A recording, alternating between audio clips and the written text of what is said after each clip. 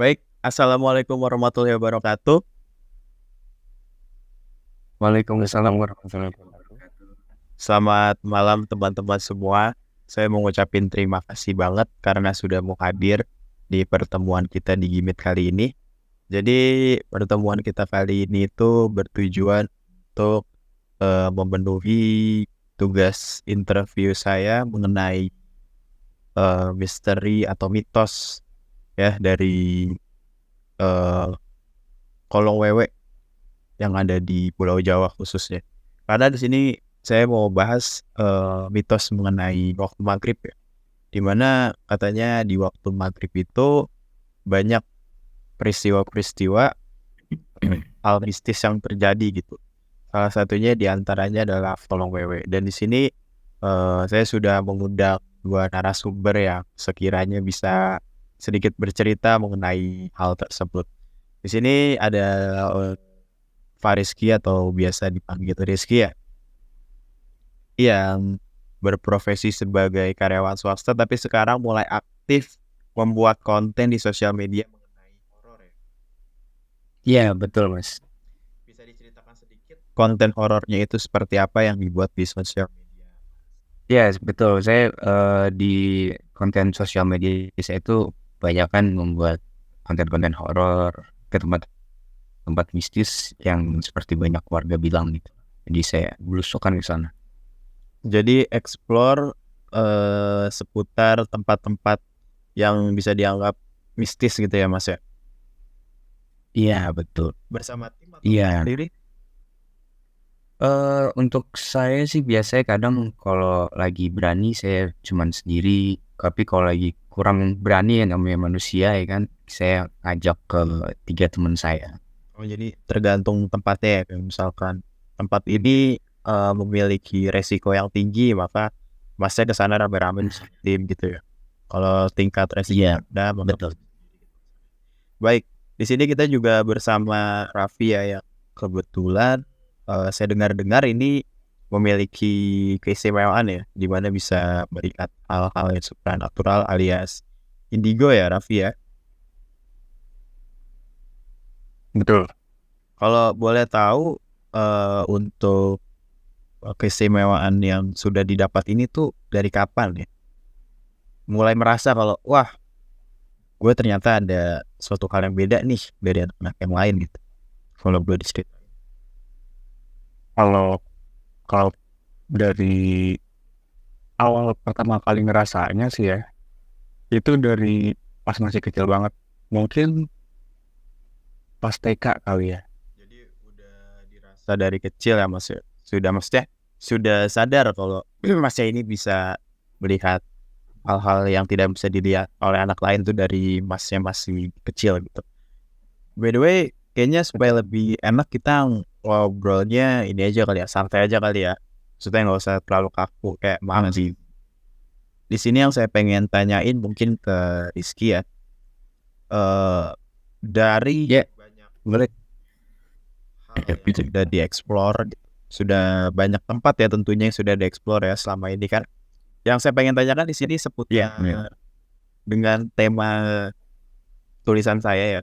Ini mengenai mitos waktu Iya. maghrib ya.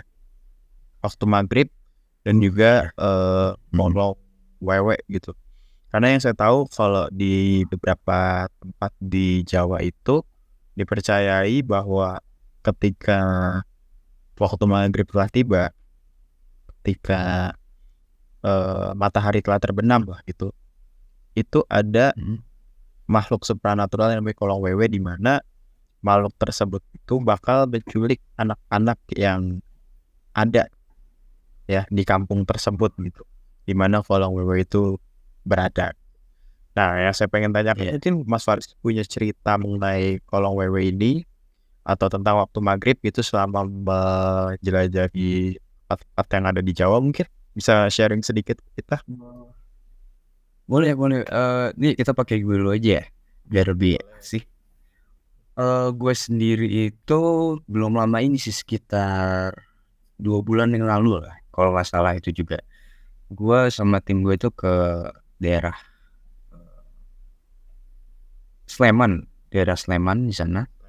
di sana juga daerah Sleman.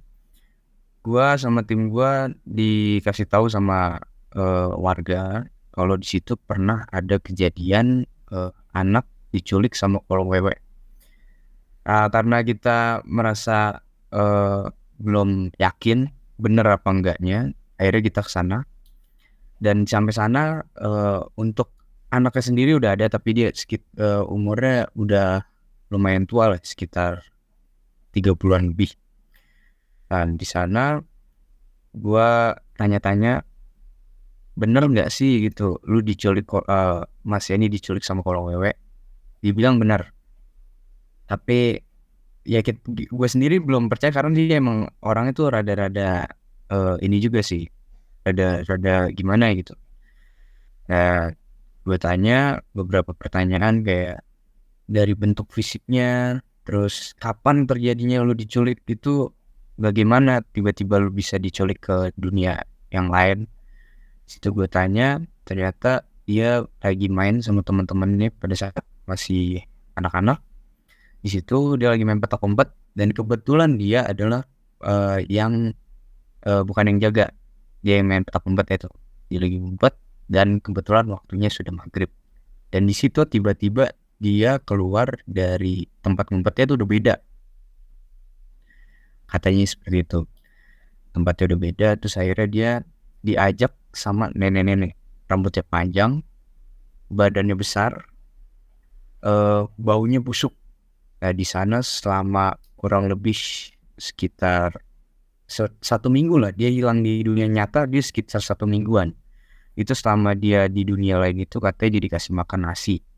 Emang bener nasi, tapi pada saat dia mau makan ternyata sudah jadi belatung tuh. Ayam pas dia mau makan tiba-tiba jadi ayam yang busuk atau ayam yang udah mati lah, udah lama gitu. Selama 1 minggu dia seperti itu dan akhirnya ditemuin lagi sama seorang ustadz. Dia ada di sebuah hutan. Dari situ dia keluar. Pada saat dia keluar akhir dari dunia itu agak sedikit terganggu mentalnya. Jadi agak sedikit bisa kayak agak sedikit keterbelakangan mental jadinya gitu. Karena kejadian hal itu akhirnya setelah kita tanya ke orangnya itu, malamnya itu langsung aja kita ke tempatnya itu, ke hutannya itu. Gue lupa nama tempatnya, nama hutannya apa, cuman kita langsung aja masuk ke sana, explore ke sana kemari sama tim gue. Di suatu ketika itu kameramen gue si Faras menemukan sesuatu hal yang diduga bahwa dia tuh melihat sebuah sosok wanita berambut panjang, badan itu besar, bau busuk banget di sekitar dia gitu. Dan itu tertangkap kamera kita. Dan untuk gua dan teman gue satunya lagi si Uki, kita nggak dapat apa-apa, cuman si Faras doang mendapatkan asli lah gitu. Yang pengen saya tanyain berikutnya adalah dari banyak hal yang pernah dialami ya Rizky nih ya, Mas Rizky gitu. Kalau gue panggil Rizky gak apa-apa lah ya, kita kan seumuran ya. Iya nggak apa-apa. Iya santai-santai. Percaya gak sih sama hal-hal mistis seperti itu gitu? Karena Mas Rizky sendiri kan backgroundnya seorang influencer dan yang saya dengar-dengar tuh ngeband juga ya. Ya betul. Nggak keluar dari resign jadi. Ya jadi setelah resign terus ngeband gitu ya. Maksudnya anak band influencer itu kan biasanya kan kurang percaya sama hal seperti ini ya. Tapi kenapa bisa tiba-tiba kecemplung jadi vlogger horor gitu dan juga malah mempercayainya gitu? Bisa dijelaskan sedikit nggak? Oh justru kalau percaya gue nggak percaya sepenuhnya. Mungkin iya gue percaya, tapi gue benar-benar nggak percaya karena gue sendiri belum menemukan hal itu gitu loh. Oke, menarik. Jadi Benar-benar belum 100% percaya gitu ya, walaupun sudah mengalami ikan. sedikit banyak hal mengenai hal-hal bisnis gitu ya. Iya betul. Kira-kira apa yang bikin Anda tidak percaya gitu? Apakah karena belum pernah mengalaminya sendiri gitu. Maksudnya kan tadi kan yang Anda ceritakan kan itu pengakuan ya. Ya. Sorry apa? Kenapa gue nggak 100% percaya itu karena gue sendiri belum pernah kayak ketemu depan mata gue sendiri, belum pernah. Pasti entah si Faras atau si Uki yang kedapatan. Untuk gue sendiri, walaupun gue ngubek-ngubek tempat itu sendirian, nggak pernah ketemu. Makanya gue masih belum bisa percaya. Selama gue bikin video sampai sekarang itu nggak pernah yang namanya ketemu secara langsung. Mungkin kalau suara iya, mungkin ada. Kakak Kiki Kuku mungkin ada. Cuman untuk benar-benar berat gue ngeliat dia depan mata gue belum pernah. Dan gue bukan sendiri pengen ya kan, kapan gue kan ibarat kasarnya yang membuat vlog ini gitu dari awal. Tapi selama ini gue belum pernah ngeliat sosok wujud asli dari setan itu kayak gimana, belum pernah gitu. Nah sekarang ke Raffi nih, Raffi sebagai orang yang katanya dari kecil udah mengalami hal-hal seperti ini dan ngerasain langsung ya, beda sama Rizky yang tadi hanya melihat orang lain gitu ya, atau mendengar pengakuan-pengakuan. Nah kalau Raffi ini benar-benar ngerasain langsung, melihat langsung dari mata kepala sendiri berarti ya, soal hal-hal seperti itu ya. Betul. Iya. Nah kita masih di tema yang sama, yaitu waktu maghrib kolong wewe. Kalau dari pandangan Raffi sendiri itu sebagai anak yang sering melihat hal-hal supranatural, kalau mitos tentang waktu maghrib itu sebetulnya beneran terjadi atau enggak ya? Terus memang beneran ada atau tidak? Kalau menurut pengalaman saya pribadi, itu beneran ada. Yang menyangkut makhluk kolong wewe ini, itu beneran ada. Karena saya mengalaminya sendiri, melihat. Saya sudah pernah lihat. Anda mengalaminya sendiri, bisa diceritakan itu kapan dan bagaimana kejadian? Sebenarnya kejadiannya sudah cukup lama. Pas saya masih kecil juga. Pas lagi sering-seringnya main keluar rumah, sampai sore, sampai lewat maghrib, biasa kan sama tetangga-tetangga. Waktu itu kebetulan kita juga lagi main petak umpet. Lalu ada giliran saya yang jaga. Saya hitung dari 1 sampai 10 biasalah kayak petak umpet pada umumnya gitu kan. Mulai terdengar tuh teman-teman saya pada lari.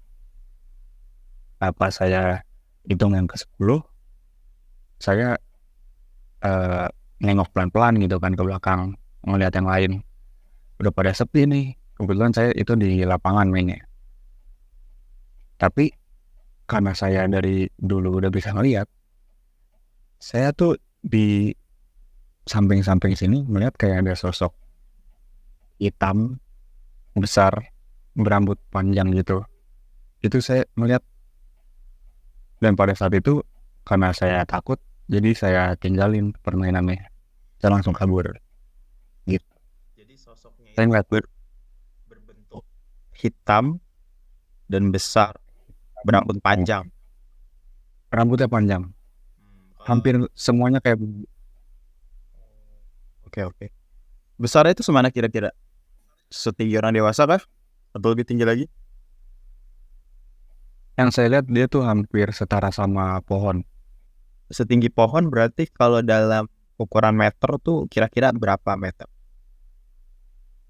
Kira-kira 1,5 sampai 2 meteran lah ada. Oh, 1,5 sampai 2 meter berarti sebenarnya nggak terlalu tinggi juga ya, mungkin pohon-pohon kecil gitu ya. Iya. Cuman karena dia badannya bener-bener besar, jadi kelihatannya gede banget sih. Badannya jadi lebar dan tingginya sekitar 2 meter gitu ya. Betul. Buat Anda yang saat itu masih kecil mungkin terlihatnya besar banget kali ya. Iya mungkin ya, karena saat itu saya masih kecil juga. Tapi kalau Anda sendiri percaya nggak sama mitos ini? Maksudnya ya percaya, pasti percaya karena pernah ngalamin gitu ya. Cuman maksudnya apakah Anda 100% yakin kalau itu yang Anda lihat adalah kolong wewe atau wewe gombel itu? Kalau menurut saya itu benar. Apa yang saya lihat itu benar-benar kolong wewe. Saya yakin karena nggak mungkin ada makhluk yang seseram itu yang saya pernah lihat. Dan munculnya di waktu maghrib lagi ya. Iya, pas banget kan. Jadi menambah kayak Iya. Dan saya sendiri juga keturunan etnis Jawa, yang dimana keluarga saya tuh rata-rata percaya akan hal mistis gitu. Jadi saya sendiri percaya. Jadi cerita-cerita seperti itu sudah pernah Anda dengar sebelumnya gitu ya.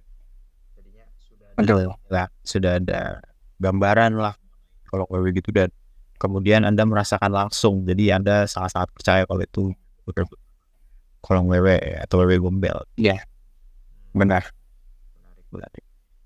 Uniknya Rizky walaupun bisa dikatakan sebagai seorang vlogger horor ya yang sering mengeksplorasi tempat-tempat horor dan juga sering melihat pengakuan gitu. Iya, betul. Tapi malah Anda tidak 100% percaya ya. Iya. Karena belum pernah benar-benar muncul. Kayak seperti Raffi bilang gitu kayak tadi. Dia ngeliat kan, kalau gue nggak pernah lihat, jadi gue ya 100% percaya. Jadi Gitu. Anda akan terus mengeksplorasi dan investigasi itu terus-menerus ya. Iya. Sampai nanti Anda merasakannya sendiri. Ini maksudnya Anda yang melihat dengan mata kepala Anda sendiri baru Anda percaya. Iya, itu betul banget itu. Tapi ini Anda buat, oke, tinggal 15 menit lagi kita percepat aja. Tapi ini Anda buat ini bukan semata-mata untuk AdSense kan, dan juga endorse ya. Biasanya itu. Oh, bukan. Awal itu sih, oh enggak. Awal itu saya cuma iseng doang. Iseng. Ya awalnya dari rasa penasaran. Bener nggak sih emang ada setan apa gitu segala macam. Akhirnya kita explore. Ya udah akhirnya terus menerus sampai sekarang teatral juga. Ya. Wow. Dan Raffi ini dia percaya karena pertama dia punya keistimewaan bisa melihat hal supranatural, dan juga memang dari keluarganya sendiri itu kan keturunan Pengalaman pribadi. ya, pengalaman pribadi dan keturunan etnis tertentu yang mempercayai hal-hal seperti itu gitu ya. Jadi kesimpulannya hal-hal seperti ini tuh bisa dipercayai atau tidak itu berdasarkan banyak faktor gitu ya, mulai dari background kalian, maksudnya background orangnya sendiri gitu, background keluarga, terus juga pekerjaan, pendidikan gitu. Jadi nggak serta-merta setiap orang bisa percaya dengan hal-hal mistis seperti itu gitu ya. Ya, no offense sih, bukannya saya menganggap bahwa yang tidak percaya itu buruk dan yang percaya itu benar, itu bukan kayak gitu maksud saya sih sebenarnya. Iya. Terima kasih buat sharing aja ya. Benar nggak? Iya, betul. Ya, terima kasih nih udah mau saya ajakin ngobrol ya di malam hari ini. Iya, Mas Rian. Terima kasih juga. Segini aja dulu obrolan kita kali ini ya. Untuk menutup pertemuan kita kali ini, saya mengucapkan terima kasih buat Mas Rizky dan Mas Raffi sudah membantu Terima kasih juga. pembuatan video untuk tugasnya kali ini. Ditunggu ya nanti petualangan horor ke depannya. Siap. Untuk Mas Raffi semoga lancar terus studinya ya. Siap. Terima kasih. Terima kasih. Sampai jumpa teman-teman. Thank you. Kasih Mas Rian. Terima kasih latihan.